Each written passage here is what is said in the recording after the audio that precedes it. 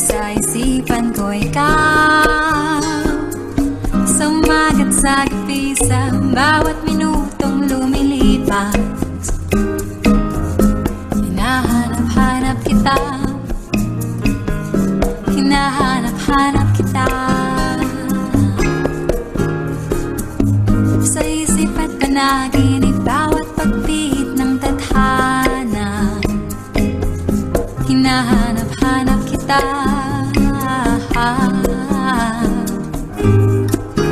Sabik sa'yo kahit maghapon na tayong magkasama, parang telesine ang ating ending, hatid sa bahay niyo. Sabay good night, sabay my kids, sabay bye-bye. Sa umagat sa gabi, sa bawat minutong lumilipas, hinahanap-hanap kita, hinahanap-hanap kita. Sa isip at panaginip, bawat pagpihit ng tadhana, hinahanap-hanap kita.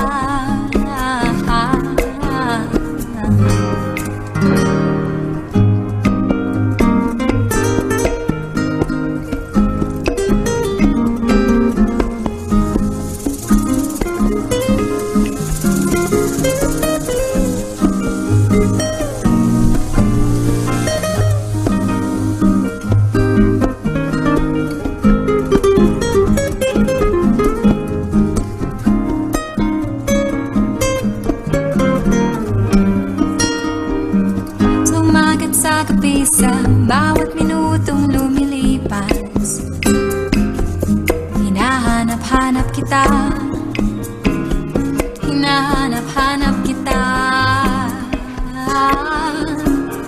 Sa isip at panaginip, bawat pagpihit ng tadhana, hinahanap-hanap kita,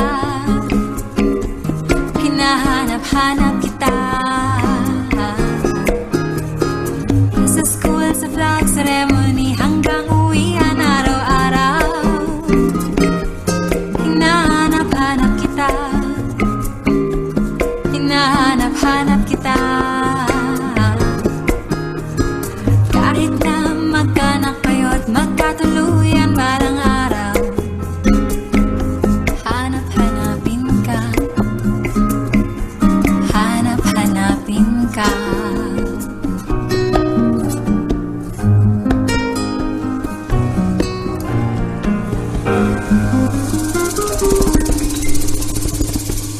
Magandang umaga, magandang tanghali, magandang hapon, magandang gabi sa lahat ng mga nakikinig. Kasama natin si Ed. Magandang gabi. Okay, at mukhang ano lang tayo ngayon, duplicate lang tayo. Okay, so ano ba tawag ito? Nahanap ko yung yung Facebook page ng Radio Filipino. Yung mga iba kasi kuminsan parang yung pagka although nasa Facebook sila, no? Although may account sila sa Facebook, kuminsan pagka sinabi mong Facebook page, para bang saan yun? Ganun ba? Ano bang magandang guide doon? Wala, yun talaga parang may naririnig akong echo or delay. Delay? Yeah. Teka. Mukhang hindi naman ako naka-on sa monitor ko eh. Teka, tignan natin baka may mga naka-on dito eh. Okay. Wala naman. Wala naman. Mm-hmm. Okay lang. Hindi ko alam kung sa labas ganun din. Siguro siguro kasi nakabentilador ako ngayon eh. Hindi ba naririnig? Medyo may konting ano. Narinig mo? Kasi naka-headset ako. Pero yung mga listeners pala ko nila na Naririnig. ano. Okay. So, pagka kasi, no, yung kunyari, merong mga, yung mga, lalo na mga na-interview natin, yung mga kaibigan nila, mga ano, ang instructions ko punta kayo sa Facebook, Page. and then, search nyo yung Radio Filipino USA. Lalabas na yun di ba? Yeah. Pag sinearch mo sa Facebook, pag nag-search ka. Yeah. Or, ang gawin na lang nila, parang pinakamadali, bigay mo yung Link. link, facebook.com/Radio Filipino USA. Walang space yung Radio Filipino USA. Doon ang punta nila nun. Yun. Okay, si Perla Manggali. Nandyan. Si Jody Lemos is watching. Si Leticia is watching. Si Mary Jo. Hello, sabi ni Mary Jo.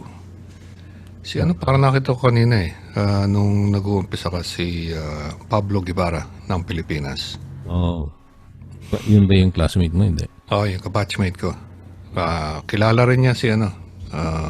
Dahil pareho ito naglasal From Letra naglasal sila si Freddy. Oh, okay. Alam mo yung mga nag-post napansin ko lang kanina yung mga nag-post nung merong mga nag-post dun sa nung gines natin si Captain Boy Malilay. Boy Malilay. Nakita akong pangalan doon parang kamag-anak yata niya yun si ano pangalan nun? Pareho ang Marisa Del Mar.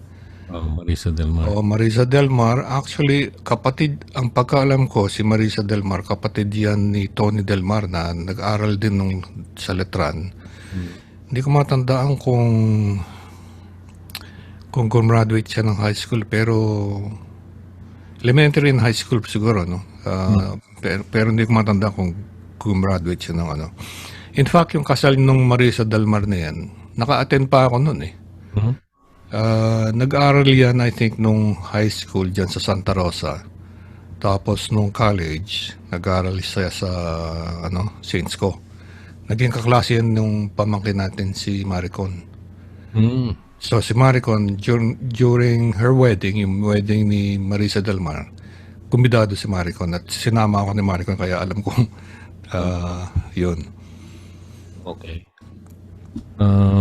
Small world Tapos yung isang kabatchmate ko, parang dating nililigawan din niya or naging girlfriend niya. Si Eric Ambrosio. So, maliit ang mundo talaga.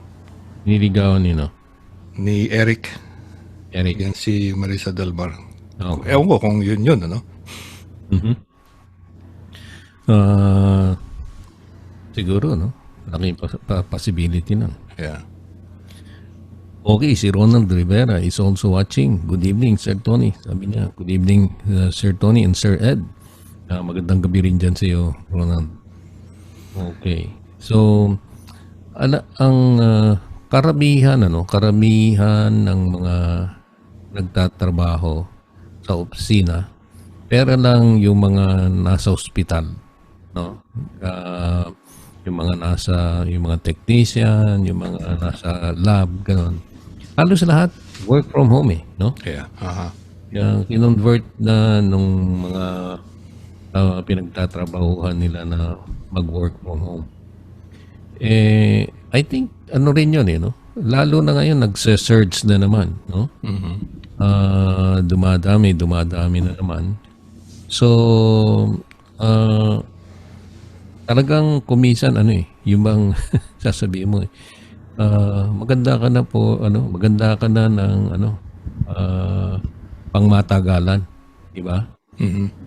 Kasi maraming pasaway kaya yung surge tumataas na naman.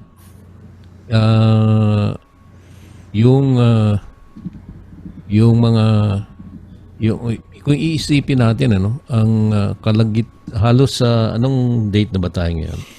July 8. 8, no? Ah, So, July, August. Pagkatapos ng August, September na no? Yung may bear na.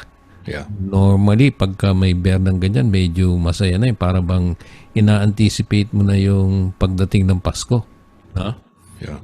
Ngayon, palagay ko, malungkot. Ha? Gaganahan pa kayang sa bagay, yung spirit na lang yun, no? Yeah. Yung mga malls, kung magde-decorate ba sila o what, no? Dahil sa dami ng mga nagsasarado ng mga establishments, ano? Yeah. Hindi lang yung mga maliliit, kundi yung even yung mga malalaki. Kaya Ewan ko kung nung napansin mo nung 4th of July, hindi ko alam kung parang yung tao medyo ang dami nagpaputok para akong nasa Pilipinas eh. Iniisip ko, dinaan na lang yata ng tao dito sa paputok yung frustration nila, yung siguro another way of parang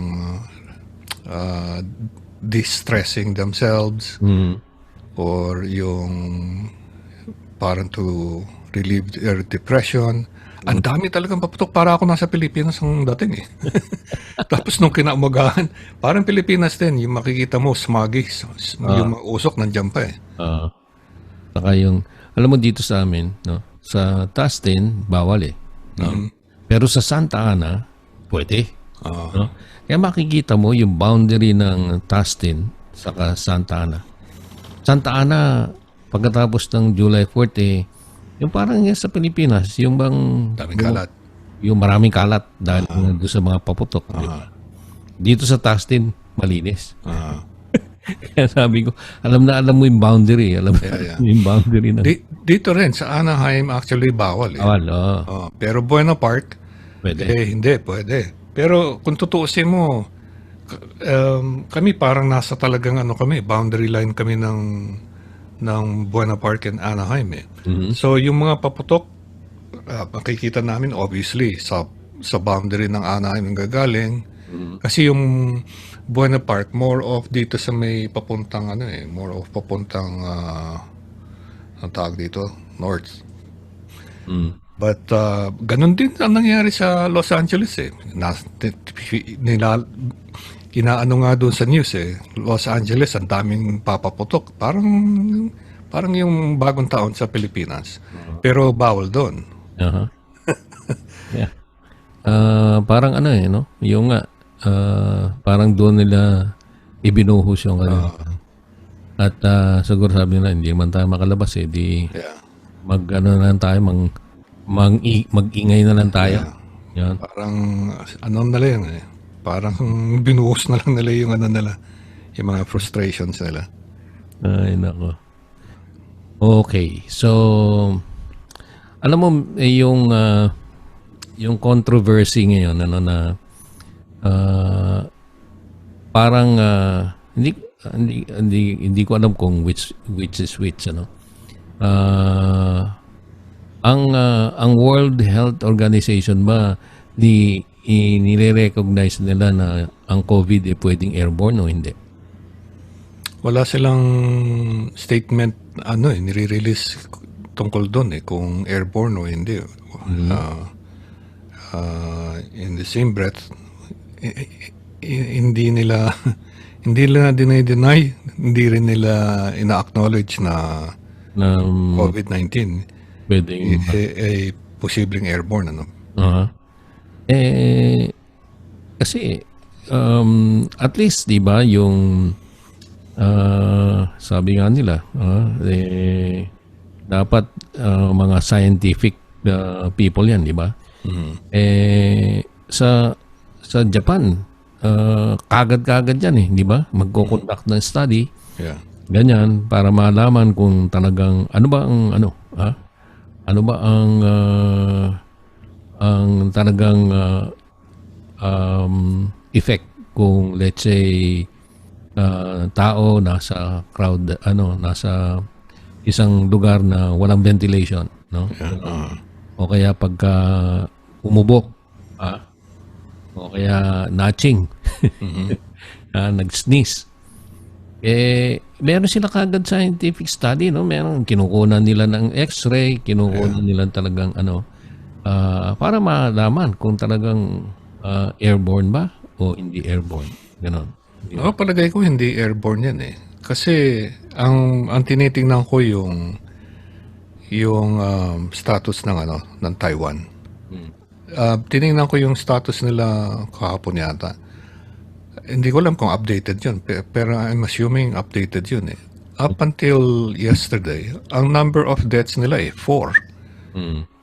Kung airborne yan, dapat maraming nai-infect, di ba? At saka silang pinaka-konting infection. Kasi kontrolado nila eh. Hindi naman kaya walang masyadong infection and they follow yung pagsuot ng mask, Yeah, obviously. dancing, saka yung washing of hands, di ba? Yeah. Tsaka yung lahat ng posibleng ways na kumalat yung infection, kontrolado nila. Pati yung contact tracing, sila yung nag-umpisa ng mga yan eh. Kaya biro mo, up until yesterday, yung number of total deaths nila is only 4. So, kung dito sa Amerika, from the very start, ganun ang ginawa, katulad ng Taiwan, palagay ko baka yung economy natin is fully open by this time. Oo. Alam mo, talagang talagang si Trump medyo minamalas-malas talaga eh. No? Tsaka walang plano talaga. Pag tinatanong siya kung anong ginagawa, parang recently in-interview naman yung Vice President niya. Sinasabi ng Vice President, si Trump has a very good plan, it's in place. Nung tinatanong ko anong detalye, walang masabi. Sanay silang ganun eh. Sanay. Kasi walang plano eh. Wala silang mabigay na detalye dahil walang specific plan. At kasi kita mo ngayon yung Arizona and Texas. Ito yung dalawang states na nag-open up, you know. Ngayon anong effect? Hindi silang ang maraming COVID infection ngayon. So anong sabi ng governor? Wala. Ulit. Hindi na nila isasara. Tigas ang ulo eh, ha? Yung iba, parang yun na nga, no choice sila but to close the economy again. Kaya umisan yung pero ito yung bagong ngayon, sabi ni Trump, if you don't open the schools, I will stop funding. Yeah. Kunyari, ikaw ang magulang ng mga bata. Natatakot ka. Makokontrol ba yung nanay na huwag mo na kayong papasok? Yeah. Tatakot siya. Baka mamaya, lalo na kung ang magulang medyo compromise. Di ba? O may sakit. Yung mga talagang medyo madaling kapitan ng virus. So, hindi mo masisi yung magulang. Di ba? Kaya yung mismo mga teachers, baka takot din pumasok. Mga teacher, di ba? Kung natatakot pumasok dahil hindi naman lahat ng mga teacher bata. May mga batatandang teacher na rin na medyo compromised na rin ang health nila. Parang no? Parang diktador na. Yeah. At tawag din? Kung yung Disneyland yung mismong mga empleyado nila natatakot pumasok kasi ang original plan ng Disneyland was to open this July 18th. Pero yung mga ibang empleyado or most of them, umapila. Uh-huh. Wag mo na raw i-open. In fact, yung mga business owners din around that area, siyempre nakikinabang din yan sa mga pumupunta sa Disneyland. Okay. Although nagrereklamo sila na wala silang negosyo, yung karamihan din dun sa mga empleyado na pumapasok dun sa mga negosyo na yun, natatakot din. Mhm. Yeah. Ano mo naman sa Disneyland, hindi sari-saring tao from other states yan nagaling, di ba? And yung mga ibang nasa medyo mababa ang statistics nila sa mga infected na tao, medyo takot din pumunta sa Disneyland kasi California Yeah. mataas ang incidence di ba? And kahit na yung mga taong sinasabi mo ngang tatakot sila. Kasi meron mga iba nag-iingat, no? They follow yung social distancing, wearing of mask, ganyan, washing of hands, having sanitizers. Pero yung mga natatakot yung mga yon, those who follow the rules and regulations, sila ang mas natatakot. Dahil doon sa mga pasaway, hindi nagmamas, hindi social distancing. Doon sila natatakot Kasi yun ang alam nilang mga carrier. No? And karamihan dyan, mga kumisan yung mga nandyan, yung sa mga beach cities. Ayan, yung mga pasaway dyan. Yung mga hilig mag-party. Meron nga, gusto mag-party, kukumbida daw sila ng isang COVID-19 na infected na person. At titingnan daw nila kung sino yung unang mai-infect. Di ba kalokohan yung mga yun? Okay. Gawin niyo yan. Parang kala nila, ano yan? Maganda scientific study yan. Parang kala nila laro Kasi ibang alam mo mga ibang ngayon iba yung mga kabataan ngayon, talagang sugod. Sugod. Medyo wala na. Sige na. Okay without thinking. Sige. Basta't sama-sama tayo dyan. Yeah. Basta enjoy. Basta enjoy lang sila. Ayos. Ayos yan. They never think of what tomorrow will bring. Ayan. Kaya ako kanina tinatanong sa iyo yung kung airborne ba o hindi. No? Kasi meron dito may nabasa ako article about yung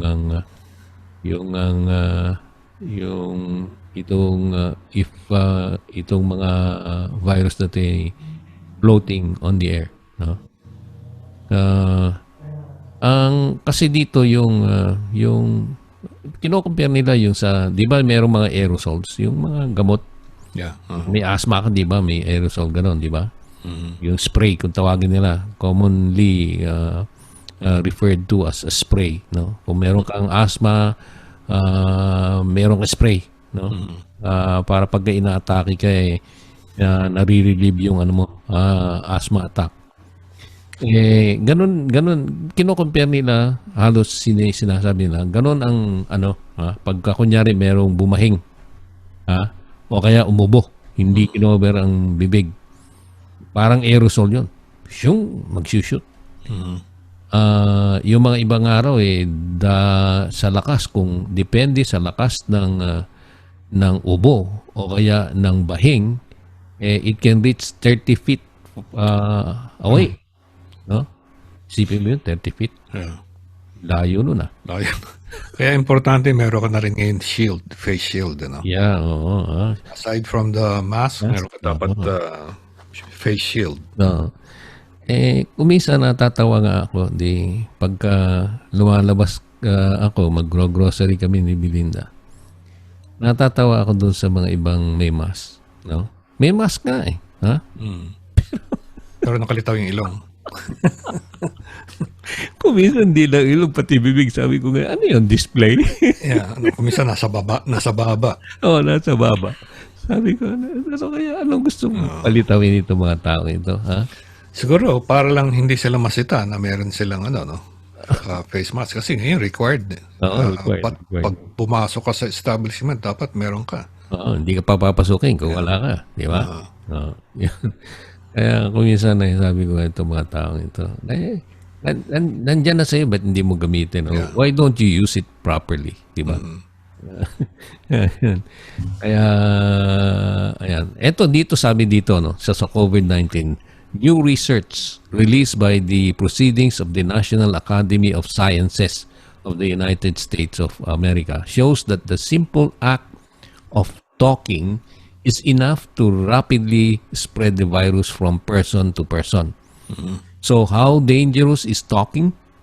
If a person is sick with COVID-19 or asymptomatic, talking to the individual puts you at significant risk of contracting the virus via airborne spread.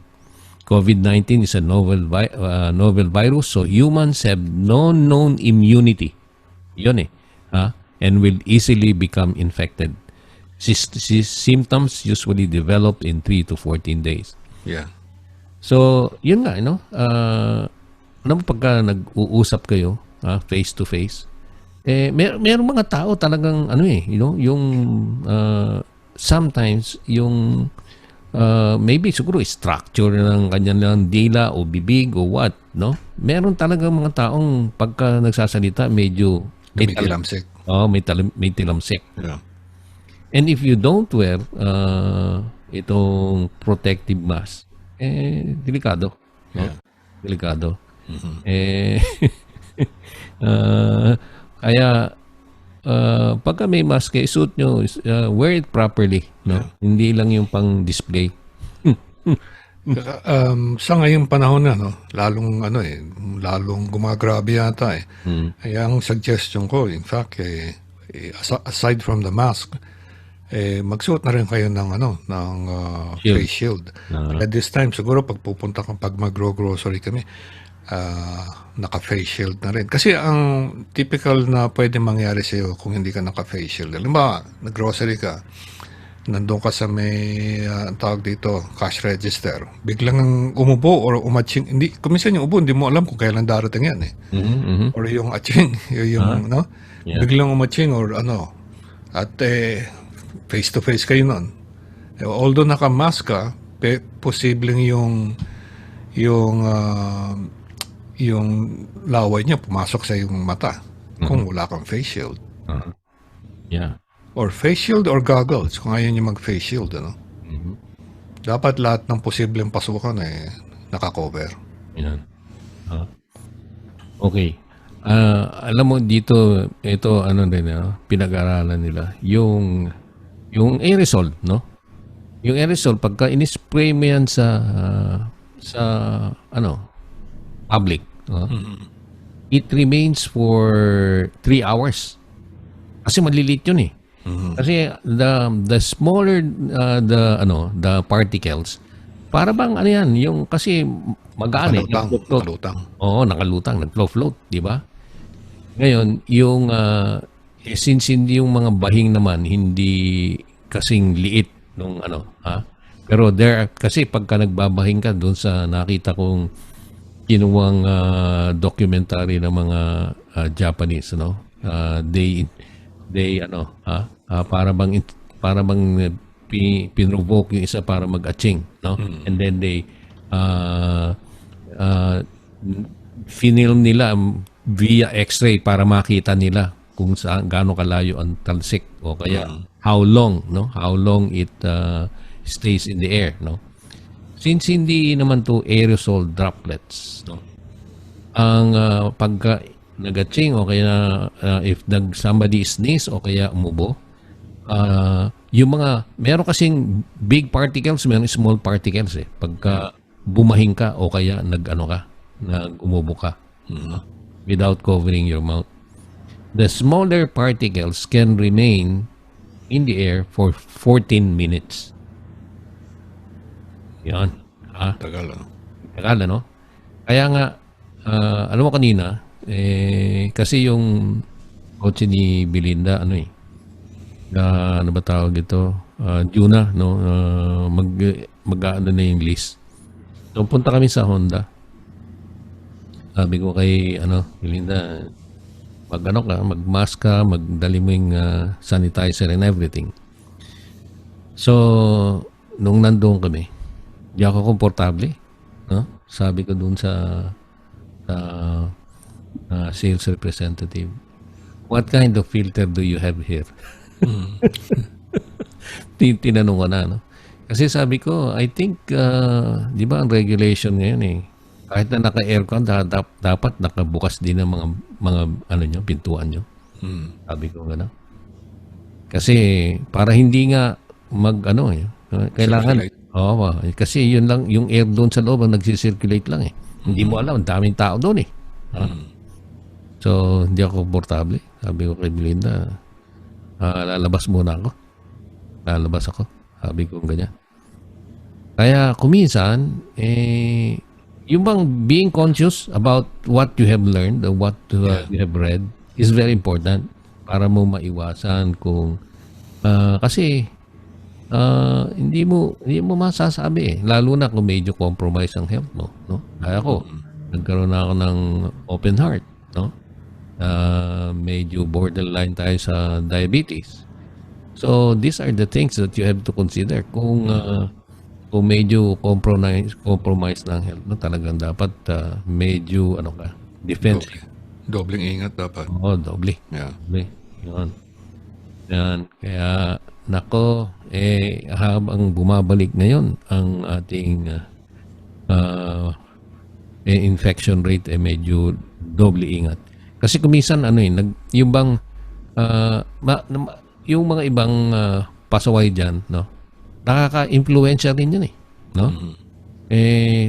Kumisan sasabihin mo, bakit nga yung mga yan, no, hindi na-infect?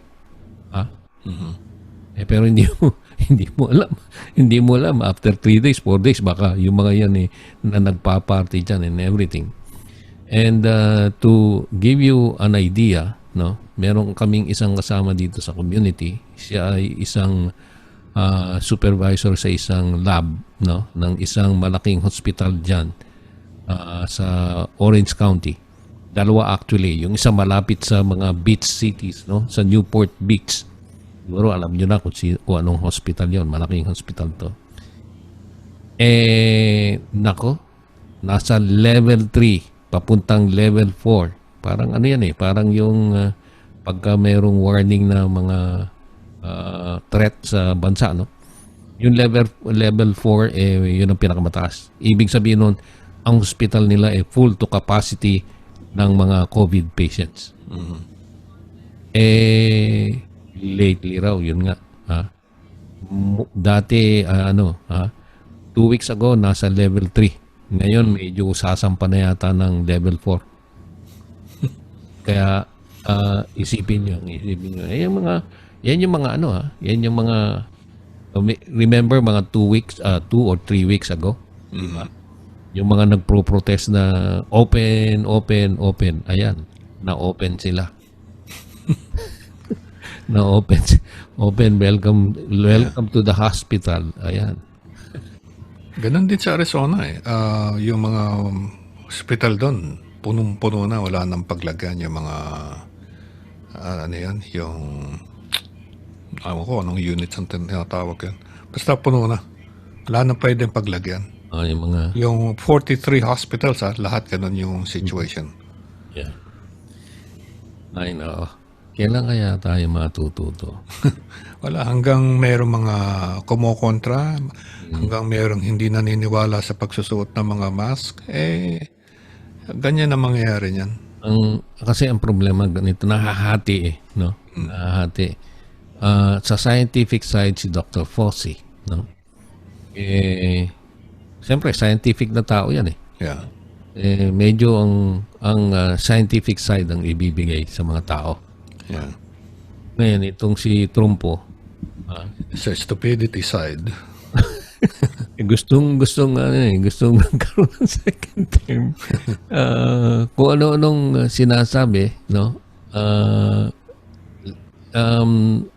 Hindi talaga ini-ignore lang niya kung ano what's really happening, no? Yeah. Tomorrow it will disappear. Kaya ang tao mismo confused eh. Sino ba ang susundin ko? Presidente o itong si Dr. Fauci? Yeah. Sino bang bibigyan susundan kong example? Si Trump ba o itong si Dr. Fauci? Kaya yung mga tao talagang never in the history of America na talagang so divided ang mga tao. Yeah. Hindi ko alam naman yung mga ibang tao kung hanggang ngayon ba naniniwala kayo dun sa sinasabi ni Trump. I-reviewin nyo. Merong dyan makikita nyo naman sa mga news clips kung ano yung mga statement na during the first few months when COVID-19 first struck dito sa Amerika. Sinasabi niyo, this will go away. We only have a few cases. Nothing to worry about. Tapos, recently, inaamin niya na this is a pandemic. Ngayon pa lang yata niya nalaman na pandemic. Ano ba yan? Kaya ang nagsasuffer mga tao. Yeah. Nagsasuffer mga tao. Ayan, batiin natin yung mga ibang sumama. Si David C. nandyan, si Evangeline Olanday, sabi ni David, coughing and sneezing travels distances that you can't imagine because you can't see the germs flying. That is why it is a must to wear masks to be protected. Some people have more immunity and some don't. Just to play safe, protect yourself, be safe, wear a mask. Meron nga rin pala akong isang reminder, yung sanitizer, sa bagay, iba-iba yung sanitizer, pero meron akong ginagamit ngayon na sanitizer na pagmasdan ko, lalo na pagka nasa loob kayo ng kotse, pagkatapos kong gumamit ng sanitizer, siguro sobrang lakas yung alcohol or hindi ko alam kung ano yung ibang chemicals na nandun. After a while, parang medyo nahihilo ako. Kaya kung gumagamit kayo ng sanitizer, dapat bukas yung bintana ninyo. Tsaka pagkatapos nyo gumamit, maghintay kayo ng ilang minutes. Kasi kuminsan yung effect ng hilo, hindi mo malalaman after a few minutes. Yeah. Ako ang ginagawa ko, Ed, kunyari galing ako na grocery. Yung aking sanitizer, nandun sa, para bang side pocket ng pintuan. Hindi pa ako pumapasok. Nagsasanitize na ako gano'n. Yung hinawakan kong itong doorknob ng kotse, inaano ko rin. Sinasanitize ko din. So, pagdating naman sa kotse,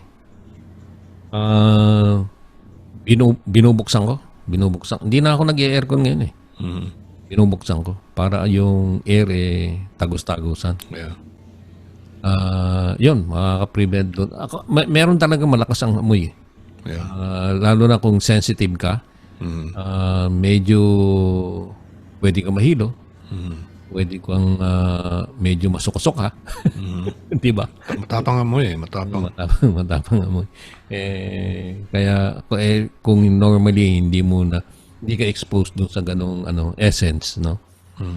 Baka manibago ka. Kaya mas importante medyo doon ka muna sa labas, no?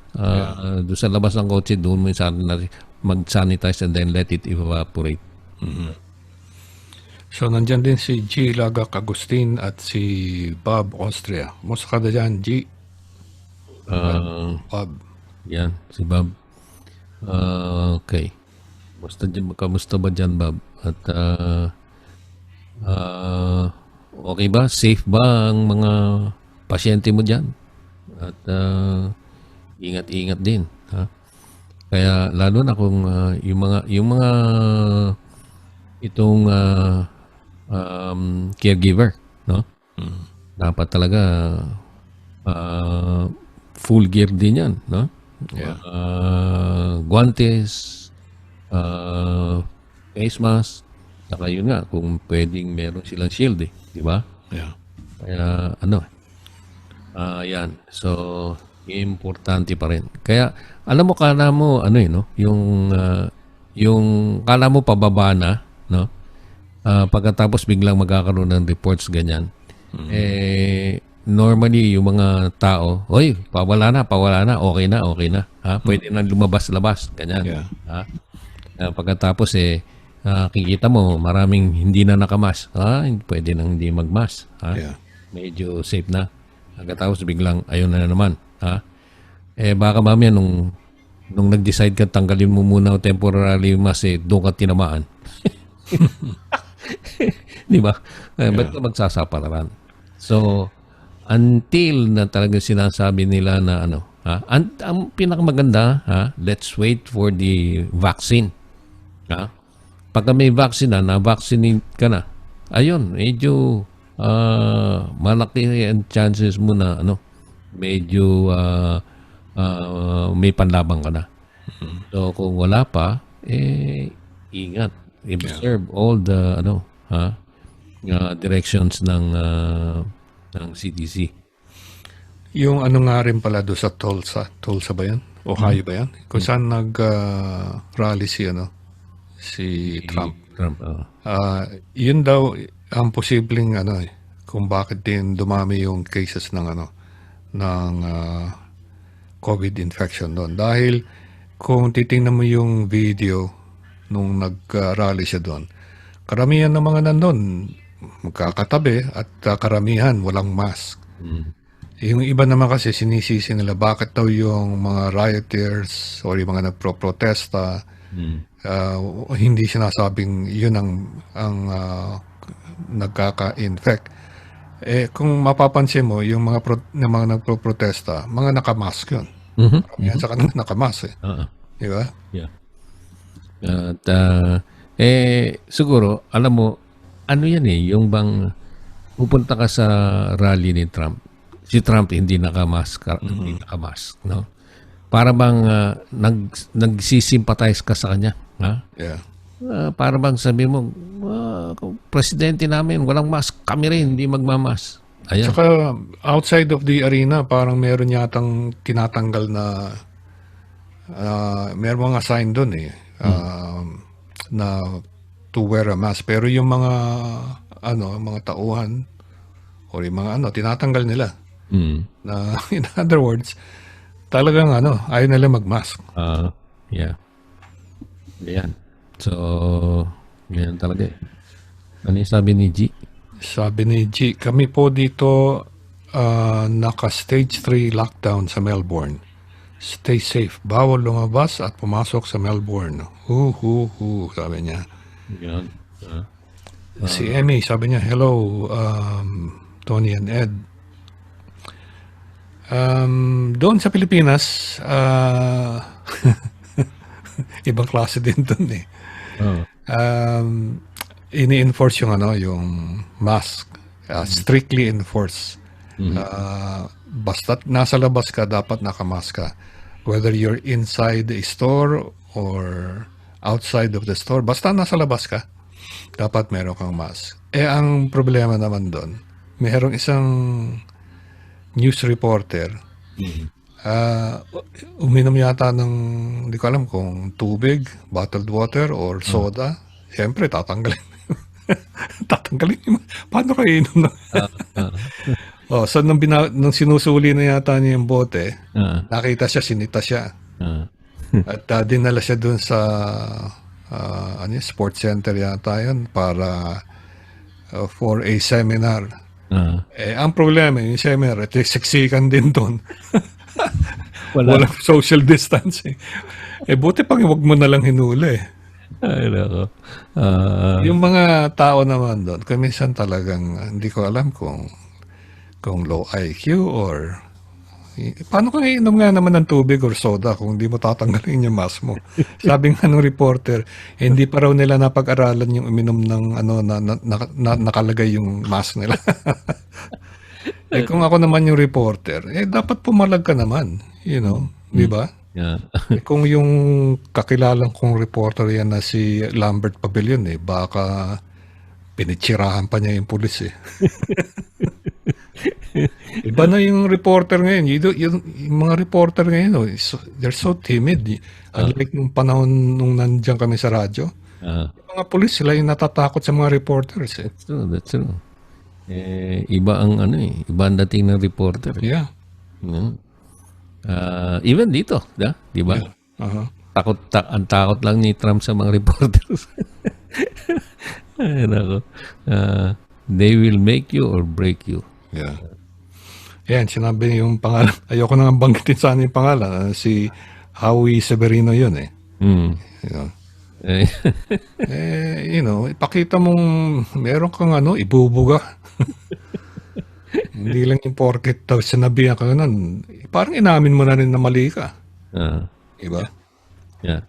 So, ayan. May lalabas na naman bagong dyan, Mars. May butas. May butas. Meron ako nakita nun eh. Kasi nakamas siya, no? Pagkatapos kumakain ng hamburger. May butas pala. may bintana. Pagkakagat siya ng sandwich niya, bubuksan niya yung bintana ng Max. Ay, nako talaga. Mga Pilipino, no? Very innovative eh.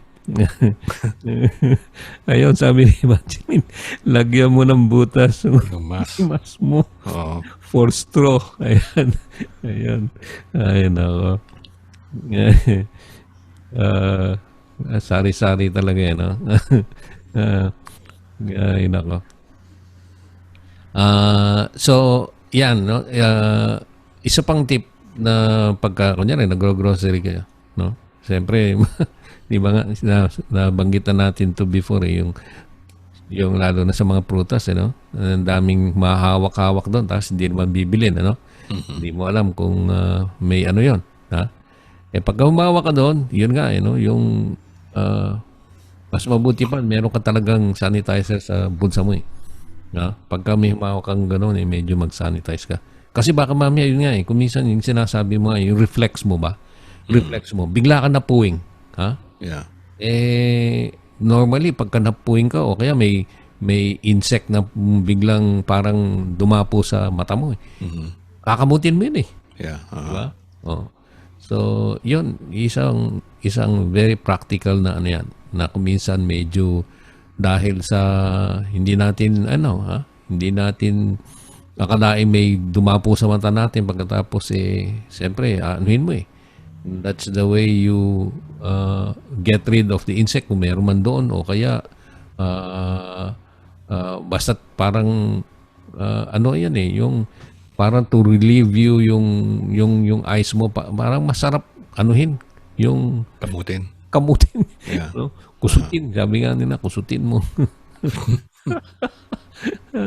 Ay nako. So ayan kaya importante. Lalo na ngayon, we constantly remind you of all these things dahil akala natin natatapos na pero hindi, bumabalik. Yeah. So we have to really remind. And at the same time, yung wag na tayong gumaya doon sa mga taong matitigas ang ulo, no? Lalo na kung medyo compromised na ang health ninyo. Dahil hindi lang it's for your own good, kundi sa mga pamilya nyo. Kasi kumisan may mga bata no? Talagang yung mga apo, no? Gaya ng isang kaibigan namin, they missed their grandchildren so much that they went and yung mga apo naman miss na miss yung mga lolo't lola, so hugs, ganyan, and everything. Siyempre, bago nga nila gawin yon, nag-shower sila siguro bago lumamit sa mga bata and everything. Kailangan necessary precaution. Ganun pa man, kung minsan, you have to isolate yourself, no? Lalo na kung, kunyari, nasa bahay ka lang, no? And then, pumunta ka sa ibang lugar. O kaya kaibigan mo, sasabihin mo, wala, ano to, nag-o-observe to ng social distancing and everything. Never assume na safe sila. No? Never assume na safe sila. Kasi hindi mo alam kung sino mga bumisita sa kanila. Baka yung mga anak nila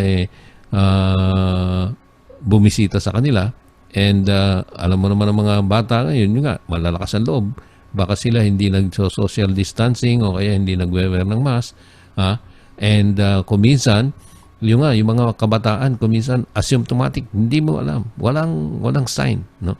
Pero carrier sila. So nakaka-infect sila ng mga tao, hindi nila alam. Kaya never assume na lahat safe. No? Dapat parating ang assumption mo baka meron to. Yeah, dapat ganun talaga. Ganun dapat talaga. Diba? Hindi sa ginajudge mo yung ibang tao, but you just want to play safe, no? For health reasons. Yan. Ay, nako. Okay. So, ano ba? Meron pa bang ano dyan? Si Manchot Makalalad is watching. Kamusta ka ba dyan, Manchot? Tiga Letranto younger batch ng mga Letanites. Si Jigor, nandiyan din, is watching. Si Jigor. Ay, magandang tanghali dyan. Tanghali, di ba? Tanghali, lunchtime doon. 9, 10, 11, 12, 12. Yan. So, anyway, bago di makakalimutan, no? Baka mamaya bigla na lang tayong magpaalam. Next broadcast namin, be sure to tune in, no? Because we have a guest who is my classmate, and he's a fellow sa child psychiatry and adolescent psychiatry. Very knowledgeable siya, no? Maybe he would, alam mo ba yung mga symptoms ng di ba yun? Yung yung parang attention deficit syndrome. Yun. Yung ADHD. Yan. Kasi kuminsan, hindi mo alam meron kang gano'n kasi because of some manifestations, no? Yung meron nga kaming isang kaibigan yung kuminsan yung sinasabi mong impulse buying, pwede ka ma-diagnose doon na na meron kang mental disorder. Actually, alam mo, Ed, yung ADHD ba yan? It's not a mental disorder. Kahit na yung mga nadidepress. Ang problema nila may chemical imbalance, no? Kaya if yung mga medications na binibigay sa kanila is to balance the yung chemical na kulang sila. And kung hindi kulang yon, okay sila. Normal sila, no? Same with ganan sa ADHD, no? Kuminsan meron kasi kaibigan nako, madaan lang sa isang ano ba tawag to, yung pagka nagsha-shopping ka, yung pasilyo, yung nako, kahit na hindi kailangan, dinadampot. So Order. impulse buyer, ganon tawagin nila, no? Nung nasa pharmaceutical ako, merong kaming study doon, sinasabi yung mga ibang tao ngayon, because of their chemical imbalance, para bang meron nagsasabi sa kanilang, bilhin mo ako. Ganun ba? Kaya may nag-e-urge sa kanilang bumili, no? Kahit na hindi nila kailangan. Ganun ba? No? Siguro meron ako noon nung kasi kung yung mga meron ako mga gamit dito, yung hindi ko naman ginagamit pero binili ko, no? Yung before buying these items, parang inisip, ito magagamit ko to. Ganun, no? Pero nung pagka nabili mo, hindi mo naman nagagamit. Nandyan lang. Nandyan lang yan. Ako rin kasi isang ganun. Kasi lalo na kung hobbyist ka, no? Yeah. Kung marami kang ginagawa. Ganun. Ha? Ako marami akong tools eh. Yeah. Pagka meron ako Tools nakita, din, meron ako nakitang bago, sabihin ko, uy, okay yan ah. Naiisip ko na kung anong mga project no, na magagawa mo with that kind of tool. Kaya, ngayon, may ADHD na ako, tinatawag ako, bilhin mo ako. Ganun eh. Ganun ang mga pag-uusapan natin sa Biyernes. Kaya very interesting ito. And of course, no, meron din siyang mga updates sa COVID-19. Kasi very active ito eh, no? And he reads a lot of journals na ma-share na sa atin. Mga researches, no, na hindi natin naririnig, no, na maririnig natin sa kanya. Okay, bago tayo magpaalam, merong reminder si Evangeline. Sabi niya, hand washing and intake of vitamins, food, and food supplement pa rin ang important to practice. Ano bang klaseng food supplement ang magandang tawag doon? I-take para panglaban dito sa tawag din sa COVID-19. Maraming food supplement gaya ng kasi nga ang moringa is complete in vitamins, no, a lot of minerals and vitamins. So yung mga supplements that can yung zinc, I think is one important component na isang itong supplement that medyo may protection ka, no. Yeah. So yun, no, you can choose whatever supplements na para lumakas ang niya, Ang suggestion niya is vitamin C. vitamin C, Yeah. vitamin C. Ascorbic acid. Si Felisa naman meron siyang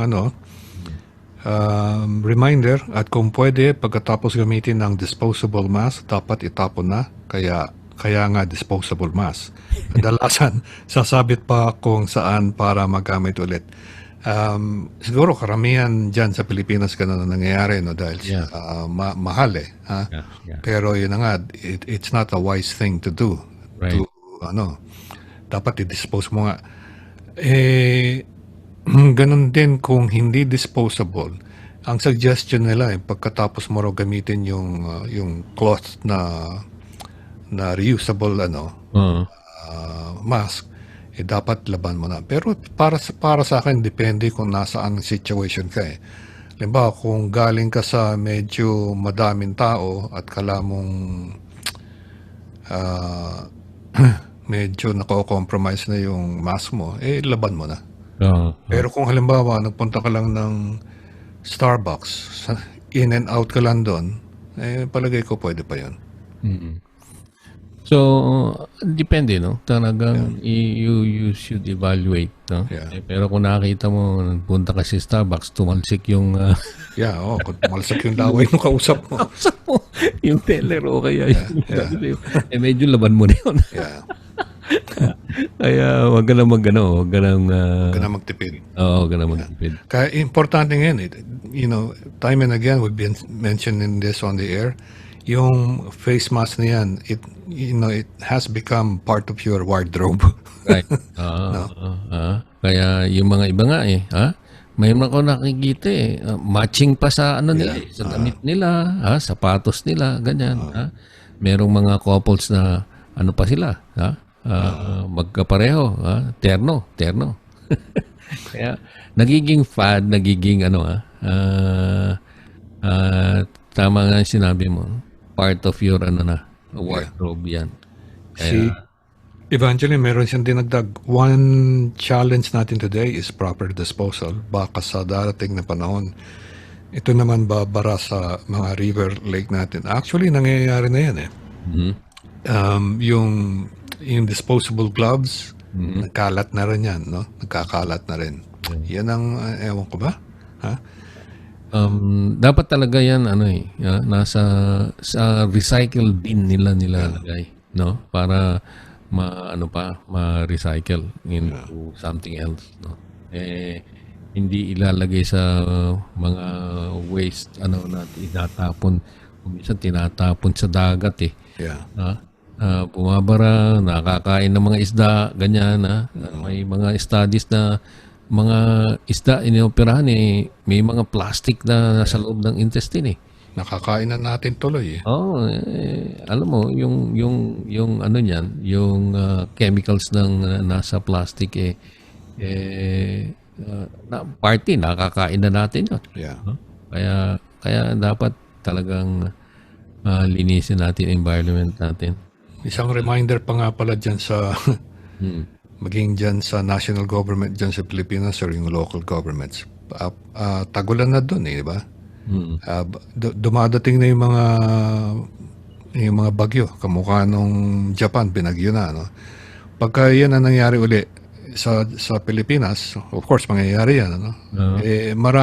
Maraming madi-displace na mga residente, pupunta yan sa mga Shelter. evacuation centers. Magiging problema dyan, of course, yung physical distancing. Hindi ko alam kung yung mga local governments and the national government, if they have made some provisions for this. Dapat isip-isip na nila yan. Yeah. And at the same time, no, yung together with mga relief goods, yan, yung mga masks, no? Importante yan. They have to distribute this to the people that will be relocated dun sa mga centers na ganyan. Kaya maraming kailangan preparasyon. And kasi ngayon nakikita ko dyan sa Pilipinas, bara-bara yung when it comes to solving a particular problem, like meron ako napanood na news, yung binago na naman yata nila yung sa karsada, yung mga buses kung dapat saan pipick up ng pasahero. Ginawa nila, hindi ko maintindihan. Nakakasakit ng ulo. anong ginawa? Binaliktad, eh. Usually, pagka pipick up ng pasahero yung mga buses, nandun siya sa may extreme right side, no? Kasi natural lang yun dahil yung pinto nila nandun sa right side din ng mga bus, eh. Ngayon, ginawa nila sa kabila. Sa kabila, yung doon sila sa may parang yung parang sa may fast lane, ano? Unang-una, yun na nga, yung pasahero, kung sasakay, kung doon manggagaling, iikot pa doon sa bus, no? Tsaka maraming abiryang nangyari. Ini-explain ng isang tao. Sabi ko, talagang hindi iniisip kung meron silang pinaplano. Ay, merong joke si Bob. Si Bob, sabi na, joke time, gayahin ko si Howie, learn not to breathe. Ay, naku. Patay ka dyan, Bob. Okay, so again, magpapaalam na muna tayo at huwag niyong kalimutan sa Friday, no? Mahusay na tao itong itong guest natin, kaya you can ask a lot of questions na mga kuminsan siguro hindi nyo natatanong, masasagot nitong doktor na to. Anong state siya? North Carolina. Okay. But alam mo, siya he studied in University of Michigan yata nung college days niya. Yung hospital doon. And tumira siya for a while sa Bloomfield. Talaga? Kung saan sila chinlinda.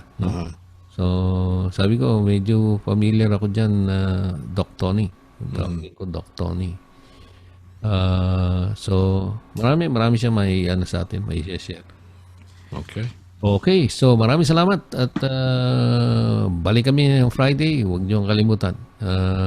Join us and marami kayo matututunan this coming Friday. Ed? Okay, kita-kita tayo ulit sa Friday. Maraming salamat po. Mabuhay po kayo. Sige po. Paalam.